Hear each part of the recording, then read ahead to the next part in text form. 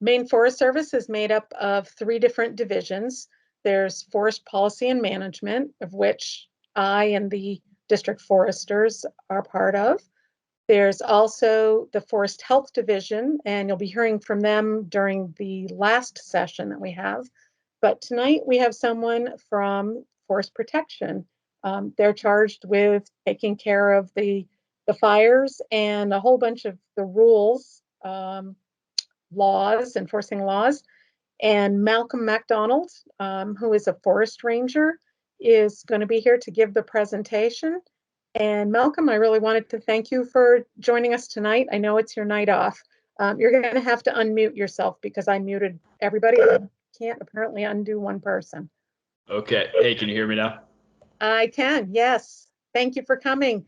Can you give us just a brief bio, how you came to be where you are, when, that kind of thing, what your background is? Yeah, sure. So I went to University of Maine at Machias for biology for 4 years, and I found about the forest protection job as a ranger through an alumni email, and I ended up applying and going through the process. Oh, I think I'm getting some feedbacks from you, Terry. Okay, that's better. So I ended up going through the hiring process, and I didn't really know what I was getting myself into when I started the job, but I learned more about it, and quickly it became pretty interesting to me. So I finished that, and I've initially started working out of the Topsfield Patrol unit when I was first hired. I worked there for about 8 months, which for some of you who don't know, that's northern Washington County. And then after that, I moved down to the Old Town unit, which is where I'm currently stationed out of. So I've been working for about 2.5 years now, and that's a great job. Yeah, other than that, that's kind of my basic background. So, Terry, are you looking for me to start the presentation, or? Yeah, why don't you go ahead and start the presentation? If anybody has questions, I'll at least post them in the chat, and then we'll go over all the questions at the end. And if there's time, we'll let people unmute and actually talk to you if there's time. Okay, sounds good. Yeah, it's not a super long presentation. I think it's about 4 to 6 slides, but I'll go into detail and kind of discuss a little bit on each point. All right, let's see if I can get this displaying here. All right, so this presentation about Maine Forest Rangers, basically what we do. So as Terry was saying, there's we're under the Forest Protection Division of the Maine Forest Service, which is of course under the Department of ACF, Agriculture, Conservation, and Forestry. So our mission for Forest Protection Division is to protect Maine's forest resources and homes from wildfire, respond to disasters and emergencies to enhance safe, sound, and responsible management of the forest for future generations. So basically that's our mission statement, and I'll kind of go into how that works with us enforcing law enforcement and doing inspections and everything else. So basically, administratively, we're broken down to 3 regions, which is the southern region, central region, and the northern region.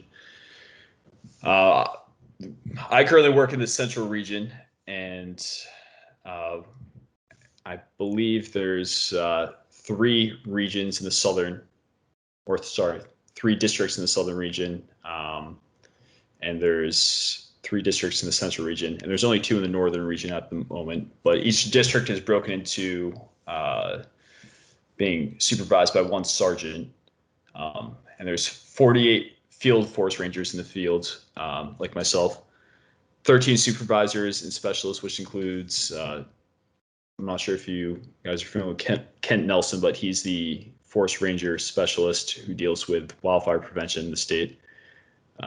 We have 5 ranger pilots, and us as forest rangers, and our sergeants deal with the call when needed firefighters, which deal with any wildland fires in the state. And we also have administrative staff such as Jenny Stevens, which I don't know if you guys are familiar, but she's one of the administrative assistants out of Old Town. With aircraft mechanics in Old Town as well, and we have laborers for each region. So our primary mission as Rangers for the Maine Forest Service is wildfire response for the state and wildfire management. This includes primarily maintaining all of our equipment up to wildfire readiness standards. That just means making sure all of our pumps are functioning correctly, making sure our vehicles are in good condition, ready to respond to an emergency situation if need be. Additionally, this means that we mobilize out west and work on wildland fires in California or anywhere else in the country to kind of enhance our experience as Rangers and kind of better prepare ourselves to be ready for any wildland fires we have in the state, in addition to helping out local forests that need it.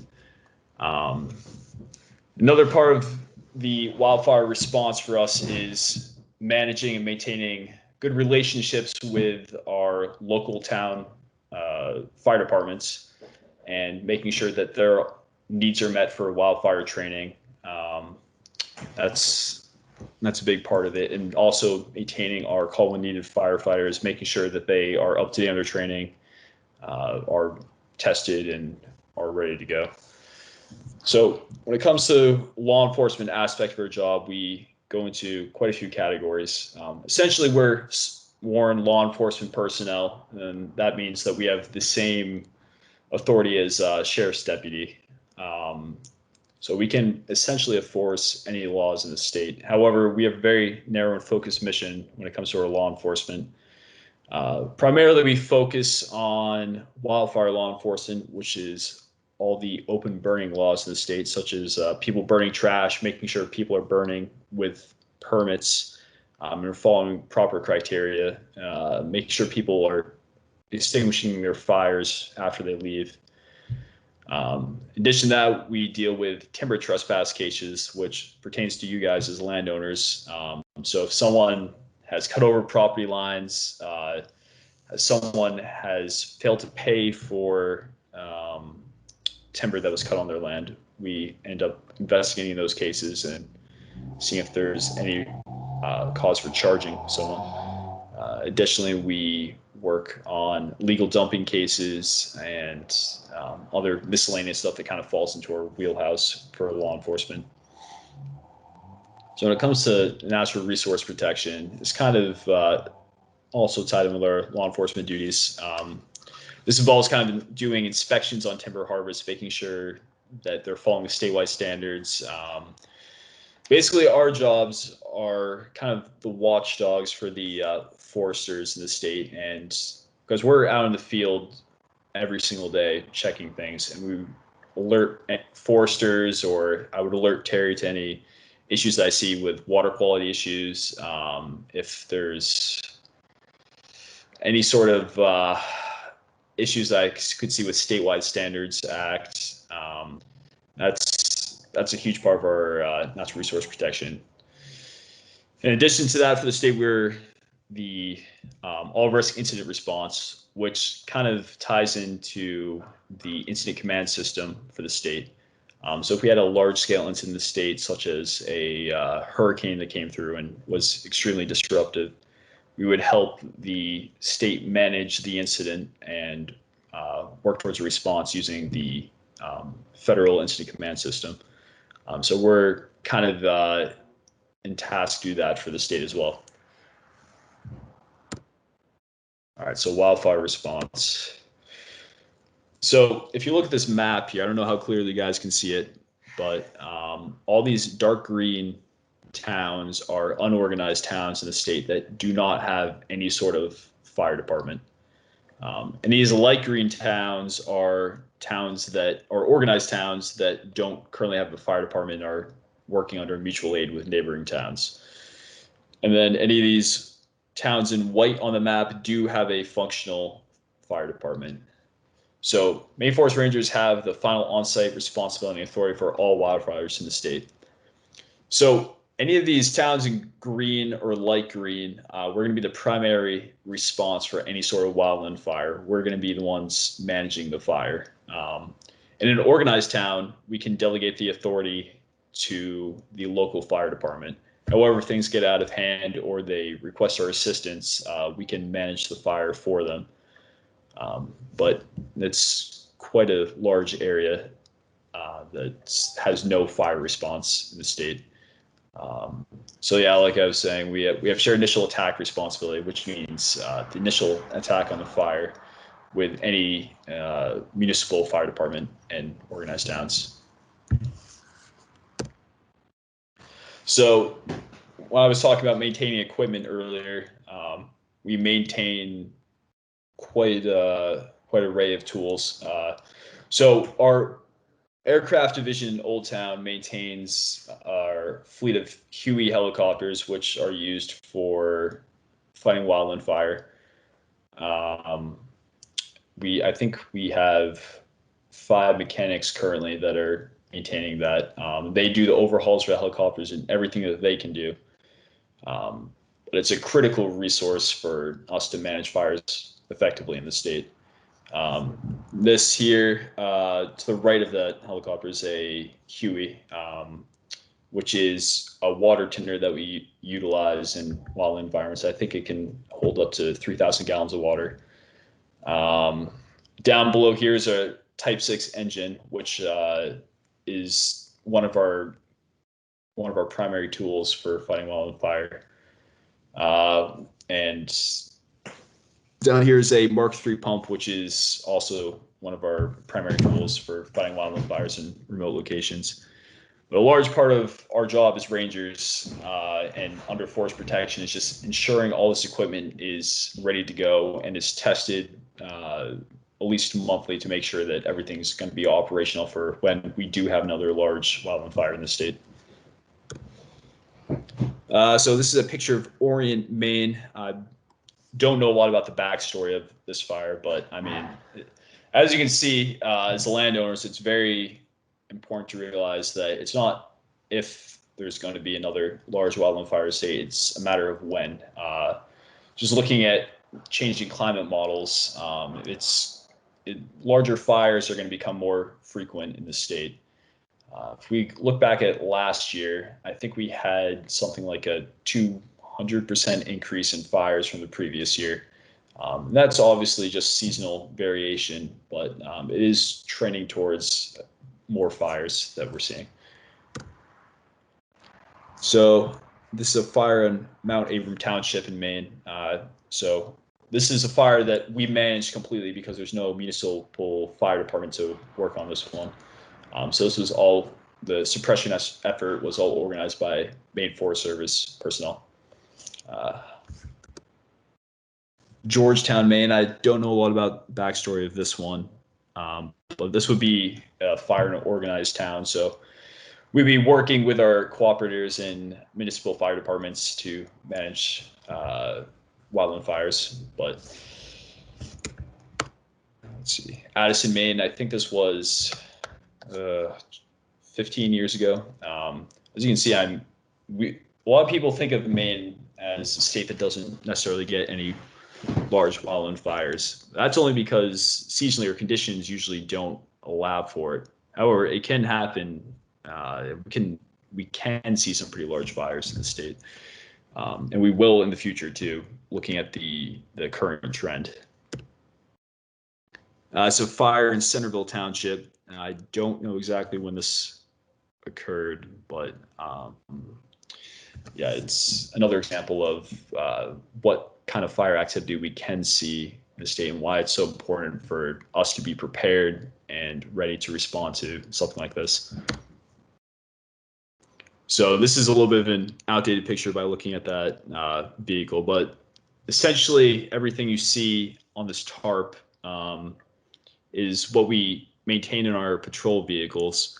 It's actually more than this now. This is a little outdated, but this is all stuff we use on wildland fire and ensures ready for use. The other large part of what we do is wildfire investigation. So myself and almost every ranger at this point has been trained in federal wildland course on fire investigation, which means determining the cause, the origin, and then potentially if there is some sort of law enforcement violation, then we would proceed to charge someone if we find a suspect. So this includes if a fire was caused by arson, or if a fire was caused by a faulty spark arrestor in a vehicle. We're trained to detect where the origin is of the fire and narrow down what the cause of the fire was. And this is important because, I mean, it's not always easy to determine what caused the fire. Is it a reason to be concerned because it was an arson, or was it a natural lightning strike? So it's one of our biggest duties to investigate these fires. Picture here is Ranger Hafford working with some call when needed personnel on our equipment and how to operate pumps. So a lot of our call when needed firefighters are structure firefighters, and that's what they've been trained in or what they're paid to learn. However, we are tasked with training them on the wildland fire side of things and how to use common terminology, how to use equipment, how to communicate effectively and safely to work on these fires.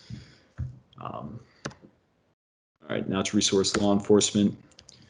All right, so one thing that I find myself working with a lot in my patrol unit is open burning laws for the state. Something I deal with a lot is people burning prohibited materials, which could mean someone's burning plastic or trash in their yard. I would look at determining whether or not I need to charge someone for a summons for that, or maybe give them a warning depending on the circumstances. Another thing is for open burning laws, what we enforce is making sure people are burning with a burn permit if they're burning a brush pile, and ensuring that they're following the criteria set forth on the permit and they're not just being negligent about burning. So that's one of our biggest duties as well. So Forest Practices Act, I find myself dealing with this frequently too, is performing timber harvest inspections and ensuring that, the harvesters are in compliance with state law. And one of the biggest things I look for is ensuring that the forest operations notification number is filed on all harvests that are active in the state. So a big indicator of that for us is ensuring that the number is posted, and the landowner's information and the harvester's information is posted. That way we can determine who's the landowner, and if there's any sort of issues with the harvest that we need to contact the harvester or the landowner about, we can do that based on the fawn's information.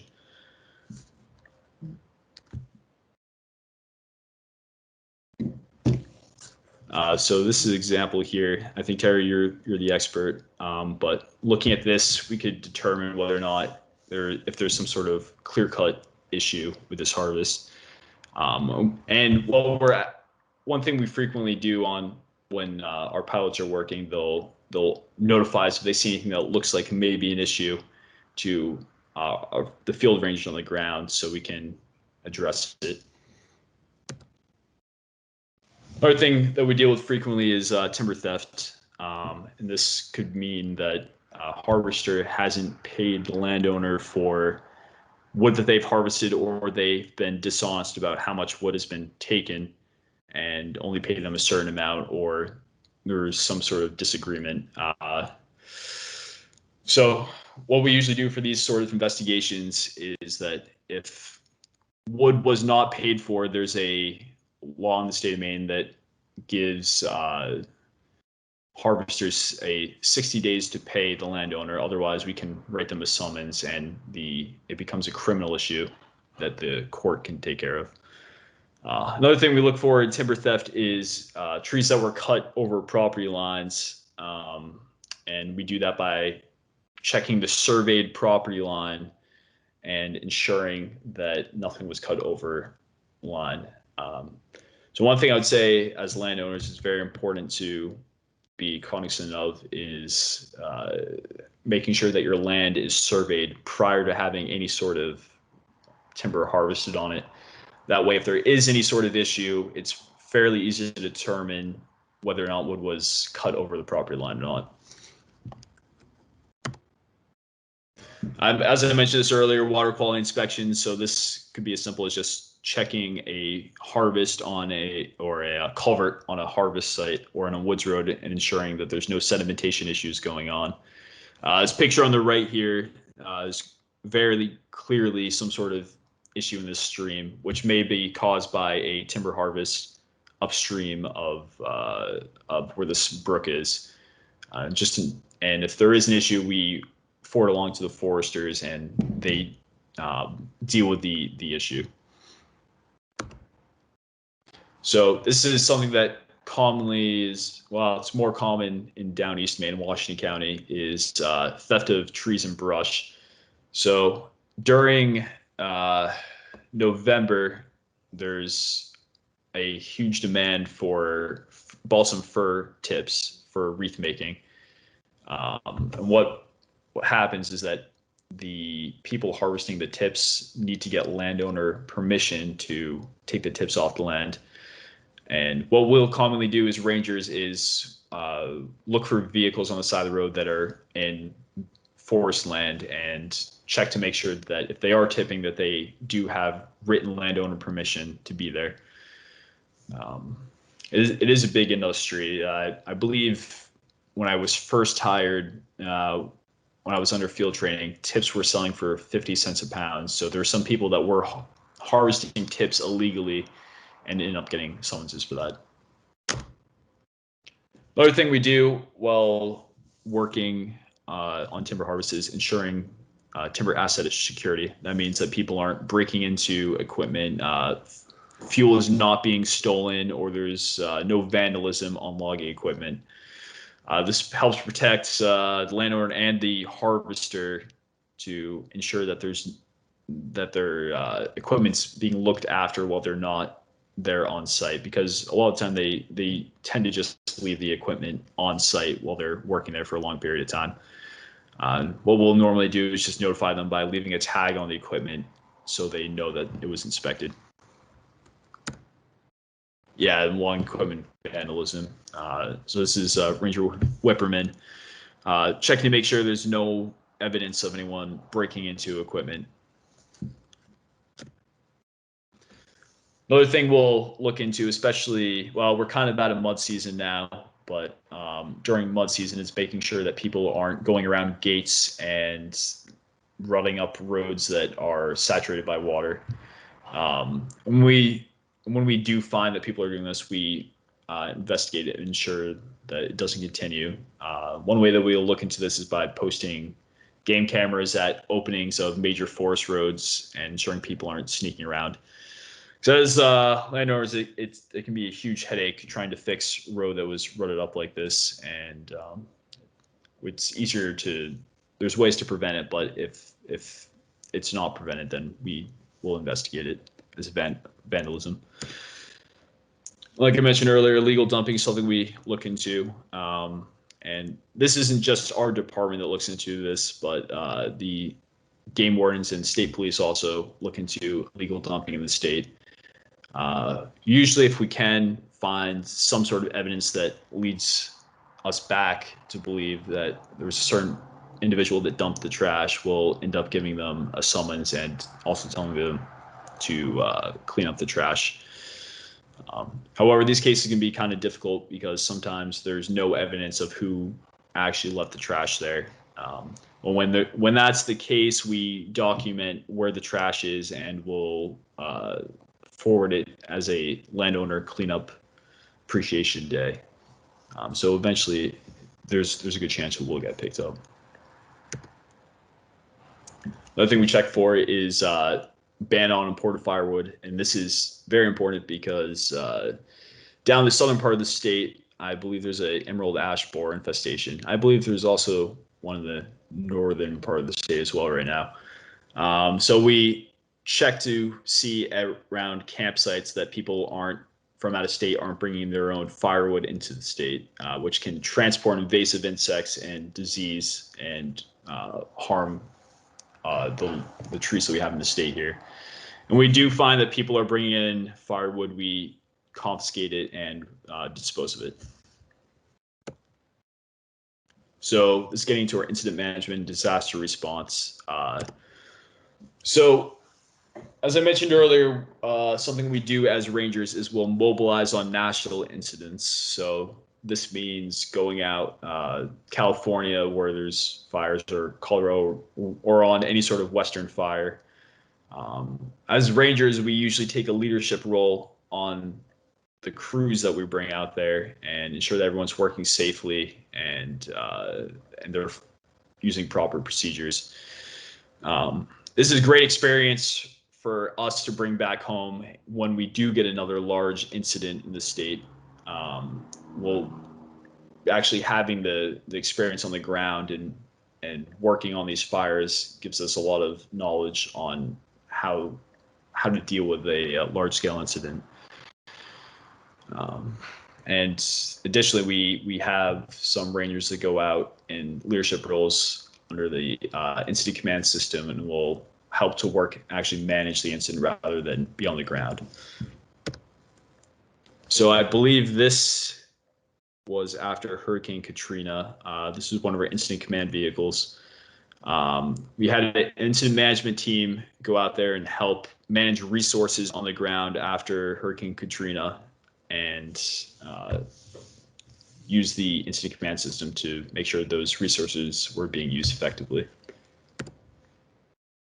Another thing we look at is disaster response in the state. So any sort of large scale incident, doesn't have to be wildfire, but flooding will help manage the disaster response, the rescue response to any sort of these large scale incidents. So right here is Ranger Mentz working with a team to determine how to effectively manage resources and how to use the incident command system. All right, going on to air operations. So right here is our actually, so that's the Bell 905 working to suppress a wildfire. As you can see, having aircraft at our disposal has completely changed how we work on wildfires. They're very useful for getting water into remote locations, getting equipment into remote locations by picking equipment up with a tether. It makes a huge difference for us. And as all field rangers are trained to work with helicopters and our aircraft resources to effectively fight fires. So right here is a device that's used to connect a tether to pick up equipment. So this would be useful for if we need to get a pump and other miscellaneous equipment into a remote location. That way we don't have to hike it in ourselves if there's no other access to it. Someone's setting up a external cargo load. So essentially right here you have your suction hose. There's probably other equipment there to work on the wildfire. We could put a pump in here and it just makes things a lot easier for us on the ground to have that air dropped into us rather than carrying it potentially miles and miles into the woods. So there's an external load being picked up. I believe that's in Baxter. That's our Chief Pilot, John Crowley, going over some procedures, I believe. Another thing we'll do in the state is short haul. So if there's an injured hiker that needs to be moved to a better location where rescue personnel can access them, we'll short haul them out, which means that they'll be picked up on a tether at the end of the helicopter and moved to a location where an ambulance crew can perform first aid on them. We do that when the call is sent out. So here's one of our rangers on a short line. So essentially, this is what's called the screamer suit, where the patient would be put into this, and we would move them to a location where rescue crews could assist them.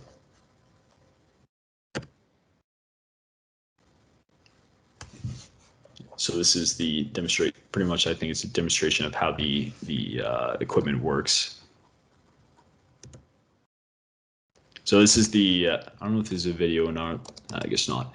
This is kind of the point of view of what it looks like to be on the line, getting flown out to a different location. So they're actually under the helicopter communicating with a crew chief above, which then communicates with the pilots whether to help guide them to where the patient is.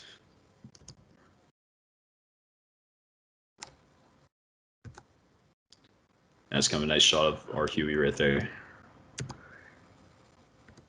Oh, okay. I guess that's the end of the slideshow. Terry, I guess if we want to open up to any questions. Yeah, thanks. Kat was kind of depressed to find out that timber theft was even a thing. She didn't even know to worry about that. Oh, it's too bad.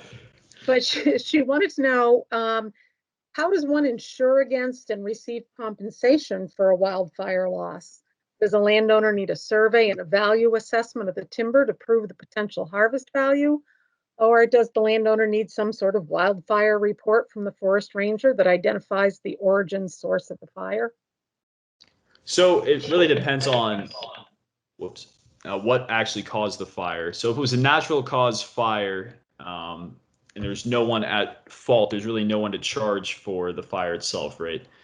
But it would be good to get an estimate of the value of the timber that you have. After a fire, what we'll do is we'll go in and we calculate how much area was burned, and we have a set cost that we'll calculate for the value of the timber that was destroyed. Yeah, I hope that answers your question. Yeah, we talked about the fact that if it's a naturally occurring fire, unless it's part of a disaster declared emergency response, probably the landowner is not going to get any kind of compensation for that. Yeah, that is true. But perhaps in an arson case, they might. Yeah, potentially in an arson case, or say, for example, if someone had if they're liable somehow, so if they had a burn pile that got out of control, they may be liable. The court would determine that ultimately, but they would determine if they're liable for the damages caused by the fire. Okay. Another question that I had was, what can or should a landowner do to keep their property safe from fire? From fire, well, a big thing in Maine is fuel reduction. So that means, it is a lot, but ensuring that we don't have a large amount of dead and down fuel that's going to be burned. Ensuring that access to your land is, well, I don't want to say you don't want to, depending on how large your land is, you want to ensure that people are using it safely and you're not having people potentially camping on land without permission, or having fires on your land without permission, because that's a potential way fires could get started. I would say just having a good knowledge of who has access to your land, how the recreational use that goes on it, and just ensuring anyone that does use your land is aware that they need to be responsible for any fires that they have on it. What about defensible space around your home or your camp? Oh, yes. How big a buffer might you want? Yeah. So I think for the defensible space, you want to have 25 feet, if I recall correctly, away from the actual structure of your camp or house, that's cleared of any sort of brush or timber that could be flammable. The reason we say that is because if there's a large wildland fire, we say that fire can burn twice the length of the fuel. So if you have a 25-foot buffer space between your house and the forest edge, then it's gonna help crews and protect your home a lot more effectively. But what Terry means by defensible space is a space that we can work to protect the structure itself. So if the camp was right next to a large amount of trees or brush, then it's going to be a lot more difficult for us to work on it. Okay, so I think Mort has a question about timber theft. Most loggers are honest, but there are a few who are not. NFS recommends that woodland owners imply the services of private consulting. Forester represents the landowner's interest, planning, supervising harvest operation. That's definitely true. One thing you absolutely want to do if you own any sort of forest land in the state is have a survey done on your property, and that will help prevent any future timber theft, or if there is a case of timber theft, we'll be able to investigate it effectively. Also, consulting a private forester can help manage the forest land in your state and kind of determine a plan for what you want to have in the future.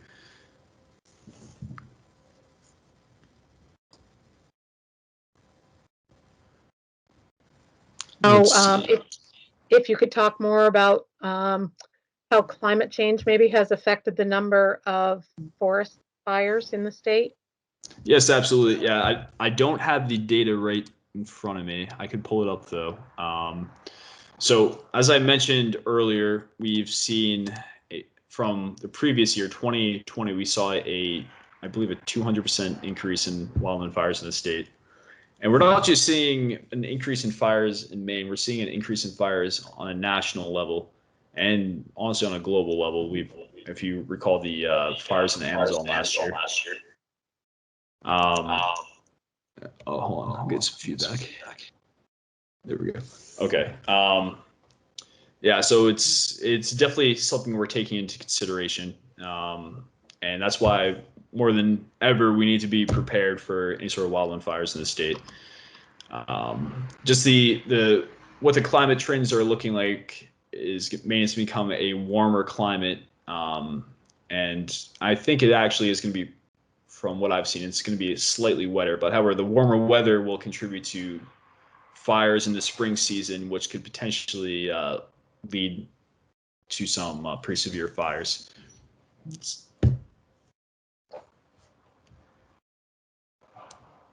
Let's see.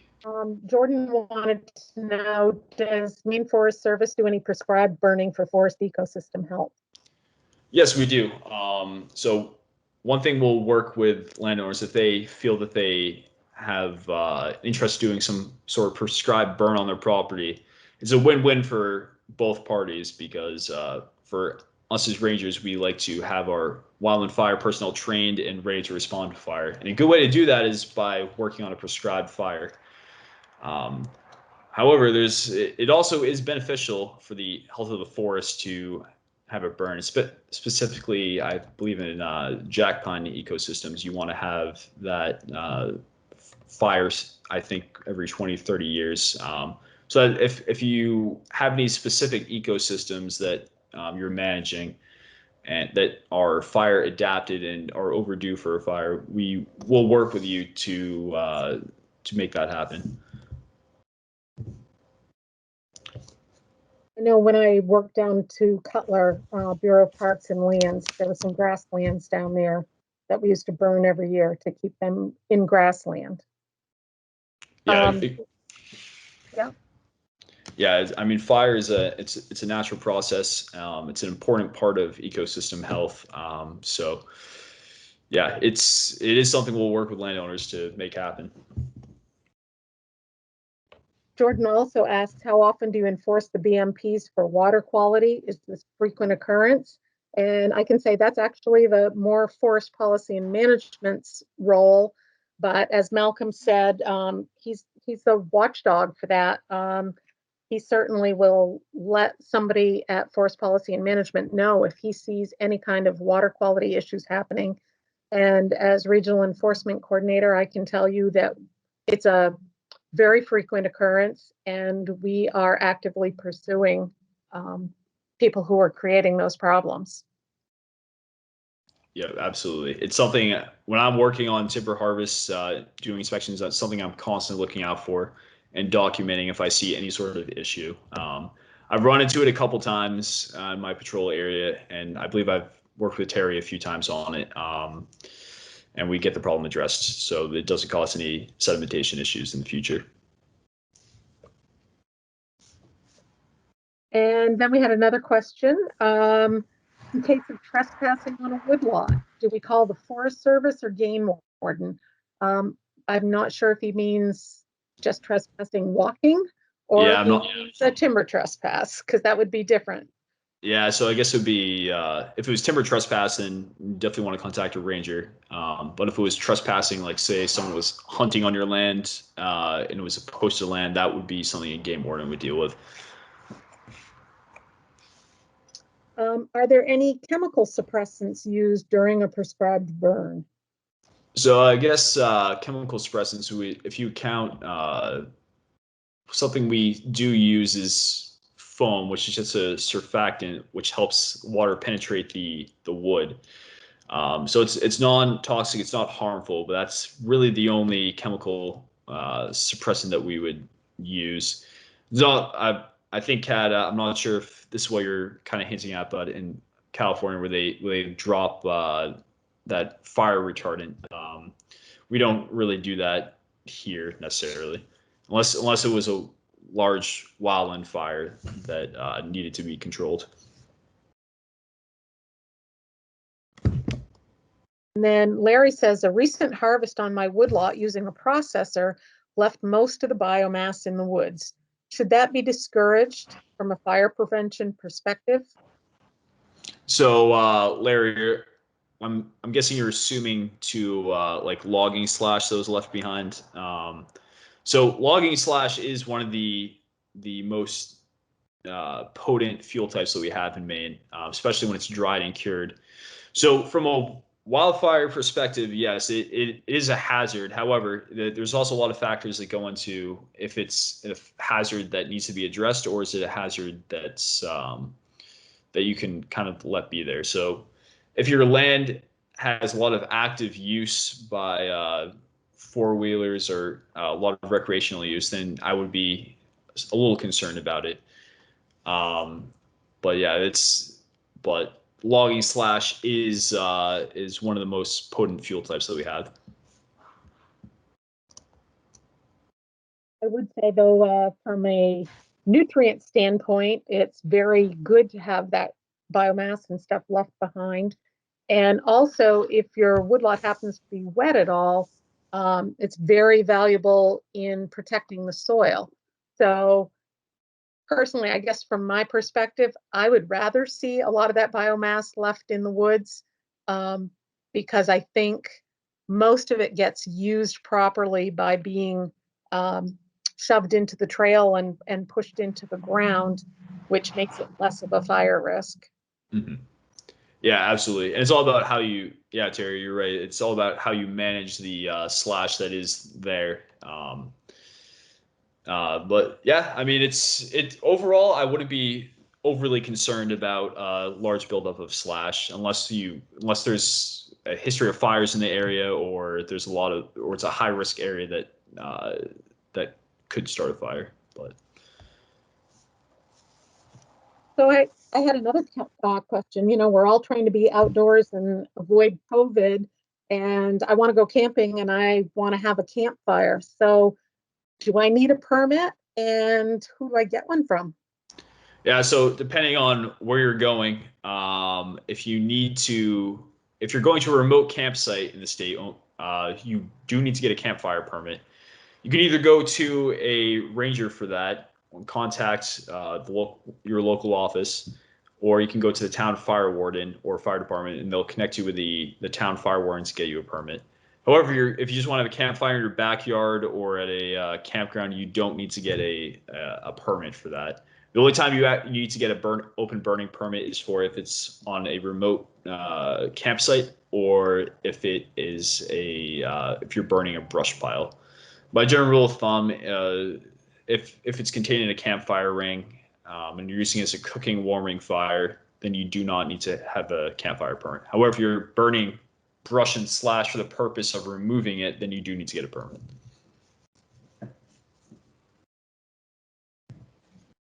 Another question I had is, I know you have some openings in your staff because they're Yes. very understaffed right now, and you're covering a lot of ground. So what are the minimum qualifications for a ranger? How difficult is it to become a ranger? What should somebody do if they're interested? So yeah, for anyone that's interested, yeah, we are hiring. I think we'll be hiring quite a bit into the future. We have rangers in line for retirement as well. We have about 8 openings right now. Most of them are in Aroostook County. There's 2 in my district, in the St. Croix district, and I believe there's 1 or 2 in the southern region.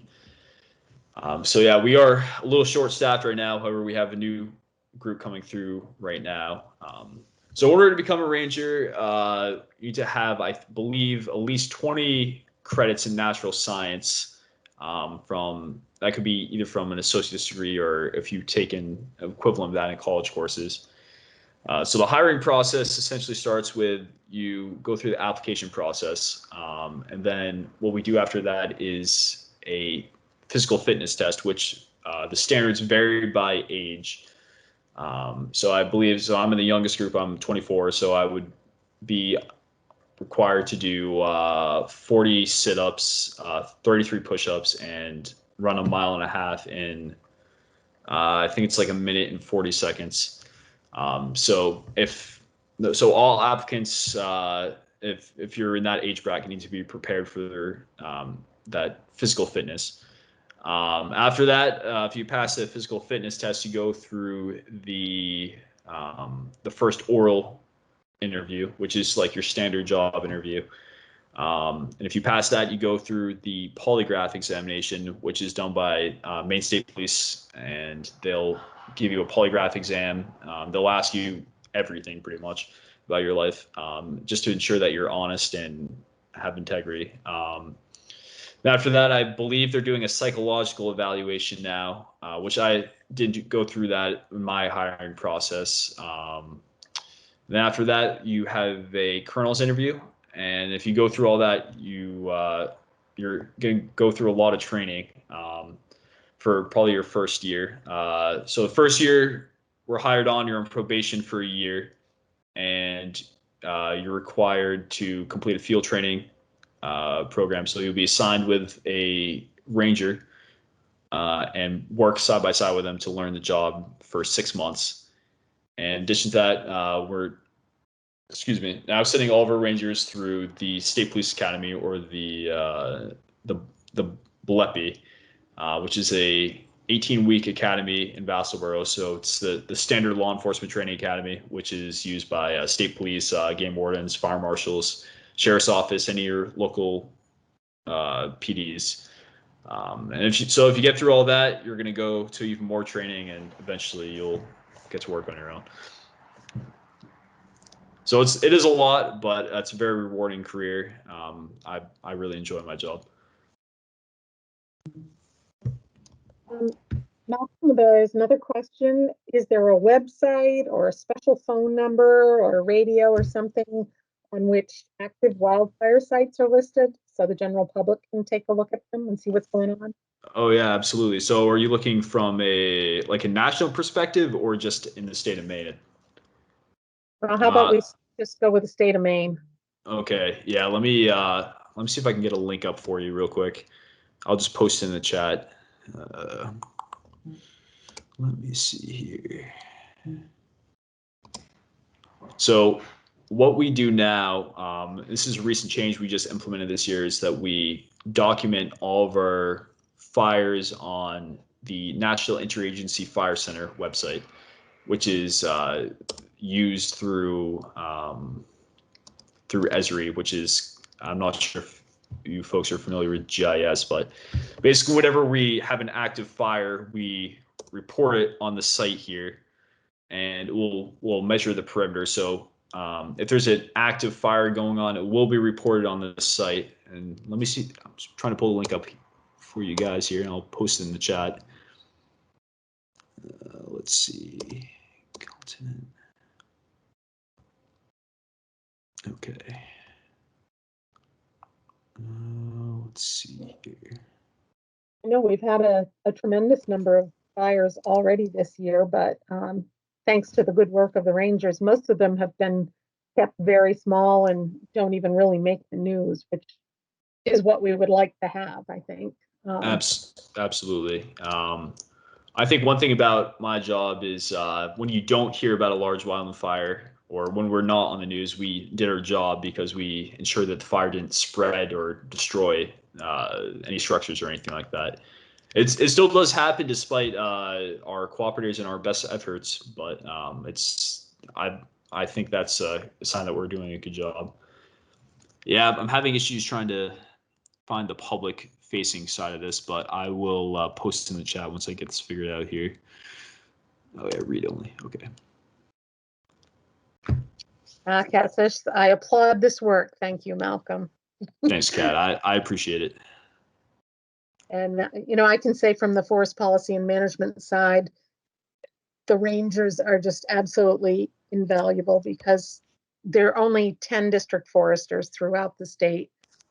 So district foresters are really covering a lot of ground. And then there are only 3 regional enforcement coordinators who are the people who handle the big issues from the forest policy and management side, which is the Forest Practices Act, clear cuts, liquidation harvesting, statewide standards, which is water quality issues, other water quality issues. When mud is in a brook, that falls under the Natural Resources Protection Act, and district foresters have to go and do that. And honestly, the rangers there are more of them to start with, but they are also out there looking at nearly every logging job. And so when they see something, they call, and sometimes it turns out to be nothing, but lots of times it's something that we just wouldn't have found. The rangers, the pilots also have been extremely helpful. There's wildfire spotting a lot of the time on regular routes, but they also might notice mud in a brook that's can be very visible from the air. And they also might notice big openings close to a water body or an FPA violation. So it is really important. We all work really well together, and we're in pretty constant contact with each other. Yeah, absolutely. I'm constantly in communication with Terry and the other foresters. And in addition, they let us know to any sort of issues that we may to be looking out for on our law enforcement side of things. And Kat, I can't quite find the link for that, the public facing side of the wildfire reporting, but not sure if I could get your email after this. I could send it to you. Well, I'll tell you what, Malcolm, all of this, your presentation, everything is going on the Maine Forest Service website. So if you get it to me, I'll make sure it gets posted with this recording. Excellent. And yep. That way everybody can find it because everyone has got the link to that. Okay. Yep. Fantastic. Yep. I'll make that happen. I also put up some brochures, or will have put up some brochures by the end of the week that Malcolm gave me about illegal dumping, about becoming a forest ranger, and I'm trying to think what the third one was. I think it was like timber trespass. Timber trespass and theft. Yeah. So there will be some brochures up there also that you guys can look at that I got from Malcolm last week. And thank you so much, Malcolm. I really appreciate you doing this, especially on your day off. Yes, absolutely. No, happy to do it. Thank you, everyone who's listening. And if you have any questions, post them in the chat, and I'll take a look at them. Have a good evening. Thanks. Thank you. All right. Have a good night.